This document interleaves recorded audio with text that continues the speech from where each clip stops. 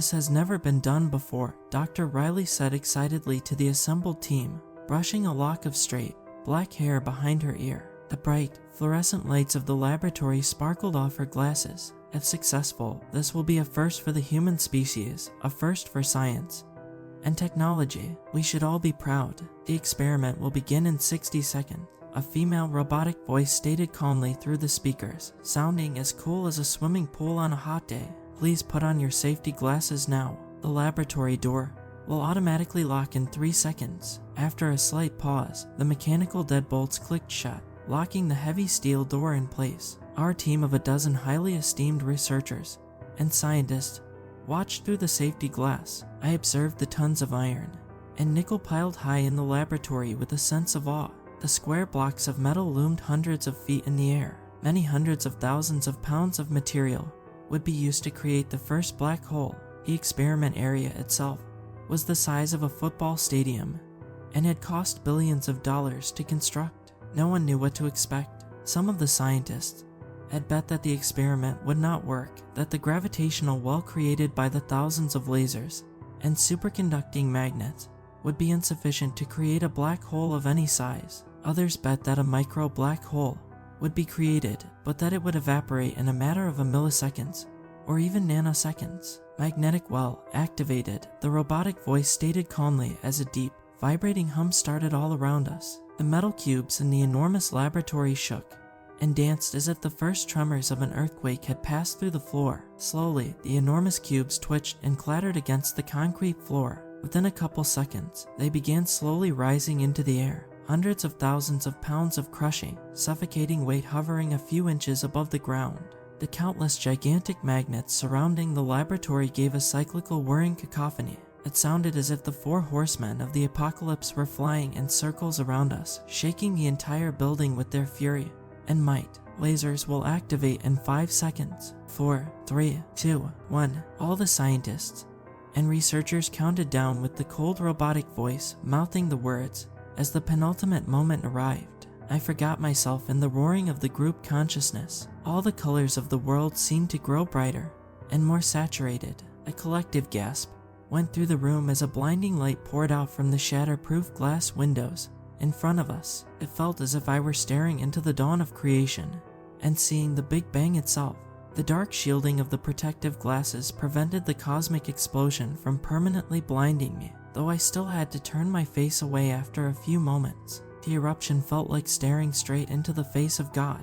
I feared my eyes would melt out of my head, but as the energy increased, I also felt a sickening, suffocating glee rising up through my chest. My face melted into a wide, toothy grin even as I screamed internally. I felt like I couldn't control it. I wanted to laugh and cry at the same time. Make it stop, I shrieked, but I couldn't hear my own voice. I covered my ears with my gloved hands and cringed away. It sounded as if the entire universe were collapsing, as if the sun had gone supernova and erupted into pure energy. I backpedaled, slamming into someone. I saw a white lab coat blur across my vision as someone fell, but I couldn't see anything in the observation room, besides countless rivers of light slicing their way through the air. I was still screaming when everything suddenly went quiet and dark. I stood alone in the opaque wall of shadows, watching and waiting. My ears rang, a high-pitched whine that slowly faded away. After that, only the sound of my own ragged breathing and racing heart accompanied me. A soft, white light started to glow on the other side of the glass. It brightened over the space of a few seconds. I blinked fast, letting my eyes adjust to the onslaught of cosmic light and absolute darkness that had strobed past over the last few minutes. As I peered in through the fogged windows, I realized the gleam of a giant, floating eye stared back at me. The eye itself was inhuman and slitted like a snake's. The pupil shone out like a black hole. Snapping currents of electricity sizzled and jumped over its surface. Its surface gleamed a uniform, spotless bone white. The eye hovered a few feet over the ground, extending up 50 or 60 feet in the air the size of a large house. Ew, hello, I cried out through the thick layer of protective glass. The lone demonic eye continued to stare down at me, lidless and unblinking. Am I dreaming? A hand came down on my shoulder. I jumped, spinning around to see Dr. Riley standing there. Blood streamed from her nose, and a few crimson drops fell from her eyes and ears. She opened her mouth, her face contorting like a corpse's. Nothing came out of her mouth for a few moments. However, she collected herself, lifted her glasses, and wiped the blood from her eyes. The crimson streaks smeared across her cheeks. Then she inhaled deeply and looked me straight in the face. I saw the ineffable horror and existential terror I felt reflected back at me. "We need to go," she said, grabbing my arm. I pulled away, looking around for the first time. I felt like a man waking up from a nightmare only to find his house on fire. I saw corpses of men and women in white lab coats littering the floor. Some of their eyes had exploded. Pools of thick, clotted blood and gore slowly dribbled onto the concrete floor in widening puddles from the empty, black sockets. The victims had disturbing death masks. All of them had the same insane rictus grin plastered across their frozen faces. "Is anyone alive here?" I whispered weakly. At the far end of the observation room, a head lifted weakly. Dr. Riley continued trying to pull my arm, but I swatted her away. "There's someone there. Look." Her shell-shocked eyes languidly searched the bodies until she saw the weak, struggling movements of the man at the end. I ran towards him as Dr. Riley limped after me. "Is that you, Dr. Evans?" the man said as his eyes rolled wildly. He raised a trembling hand towards me. I recognized him instantly. It was one of our engineers, Rick. He was black, rail-thin, and generally very quiet and serious. I didn't know him that well compared to some of the other members of our team, but at that moment, I was just happy to see anyone. Like Dr. Riley, Rick was not in great shape. He had blood streaming from his right eye and his right ear. His dilated pupils flicked over my face as he breathed hard. I helped pull him to his feet. He put a bony arm around my shoulders. "It's me, buddy," I responded, turning to Dr. Riley. "Look, something went wrong with the experiment. Both of you know it by now. There is something on the other side of the windows. No, don't look. It's watching us." But my words were in vain. I might as well have told two children not to look at the enormous, extremely interesting elephant walking past their school. "Holy hell," Rick said, edging closer to the window and wiping blood away from his face. The eye continued to stare at me through the window. I felt like I was on the wrong end of a microscope. "What is it?" "It's a giant goddamned eye surging with electricity," I said. Dr. Riley's face changed into a look of pure euphoria. "This is first contact," she stated abruptly. "Oh my god, this is it. You think this thing is an alien?" Rick asked slowly. They seemed to have no ill effects from staring into the eye. Cautiously, I drew closer to the glass, peering into the laboratory. All of the enormous cubes of metal had been consumed during the experiment. Behind the eye loomed a black abyss. The power had gone out, and now the only light came from the glowing, floating eye. A sudden, insane urge came over me. I knocked gently on the window. The eye seemed to spin slightly. "Who are you?" I whispered faintly. "I am who I am," it exclaimed in a voice like thunder. Dr. Riley looked awestruck, while Rick gave a high-pitched laugh.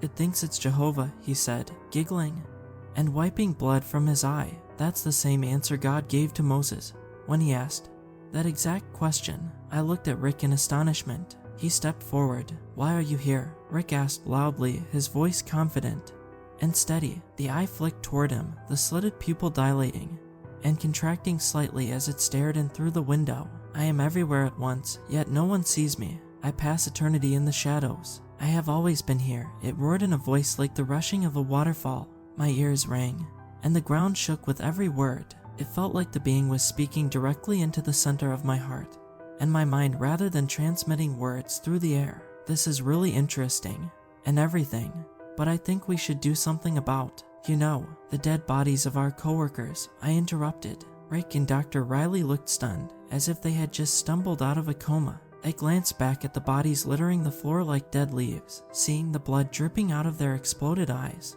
"And we might need medical attention, too. I mean, whatever this thing is, it must give off some sort of radiation or something. Looking directly into it during the explosion killed these people in a matter of seconds. The only reason I think I'm not bleeding like you two is because I barely looked through the window for a fraction of a second."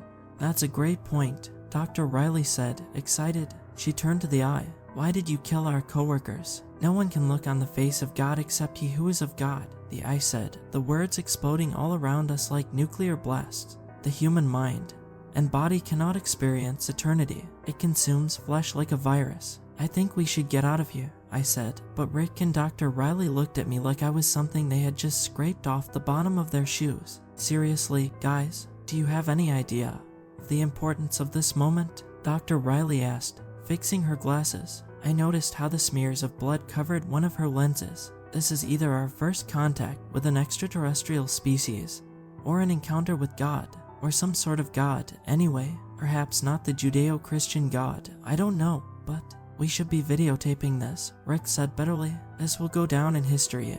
It's the most important scientific event of all time, and yet we don't even have power or light, so let's go get some help, I said, but they just looked over at the eye. I don't want to leave it just yet, Dr. Riley said. I still have a lot of questions. What if it's gone when we get back? Why don't you go get help and we'll stay here and keep an eye on it? Rick asked, giving a faint half smile. I watched my two coworkers as they stood, surrounded by the bodies of their friends and colleagues. A shard of ice pierced my heart. Something's wrong here, I whispered. Something's terribly wrong. The eye continued to glow marble white, sizzling with blue electricity in the darkness. I'm leaving, I said, but Dr. Riley and Rick paid me no mind. They drew closer and closer to the glass until their breath fogged it with every exhalation. They whispered more questions at the eye. How do I find peace? Rick asked, staring up with adoration, like a mother with her only child. Through the eternal freedom and peace of death, the voice boomed as I ran out of there, veering down corridors and out the front door. I found military personnel and government officials assembled there, wondering why communications to the building had suddenly gone out. They were all suited up and armed. I tried explaining the situation quickly, but the skepticism on their faces communicated more than their words. Please, the experiment went wrong, I pleaded. We tried to create a micro black hole, but instead, the matter all got consumed, and a giant eye appeared. Most of the team died horribly by watching when the matter got compressed to a pinpoint. Some kind of weird radiation seeped in and exploded their eyes. And, hold on, a general with too many medals glittering on his uniform said, as he stepped forward. A giant eye. Are you saying there is an extraterrestrial life form currently being held in this building? He turned to his assistant. Put the president on standby until I return. He glanced back over at me. Okay, lead the way. Let's figure out what's happening here once and for all. I led the troop of government officials back towards the observation room. As we wandered down the dark hallways, using flashlights to drive away the creeping shadows, I noticed how quiet everything sounded. The booming voice like rushing water no longer shook the building. I heard no echoes of voices from the observation room either. I walked through the door and found Rick and Dr. Riley hanging from the ceiling. They had taken the electrical cords and fashioned ersatz nooses from them. Their blue lips and swollen tongues showed me immediately that they were both dead. The glowing, reptilian eye continued to stare in through the glass, emotionless and cold. Oh my God, the general said, it's real. I can't believe it. I crept closer to the window, whispering and pale. Why did you let me live? I asked. Surrounded by darkness, it seems eternal, but for one who sees, there is nothing. You are a seer. You were the only one who knew something was wrong, it boomed. The soldiers and government officials stared up at the eye, some with amazement, others with obsessive interest. They all started to chatter at once. Many called out questions. They all ignored the corpses strewn around the room, moving closer to the glass. Their eyes glittered with euphoria as they stared into the unknown, and I wondered at that moment whether we were all talking to God or the devil.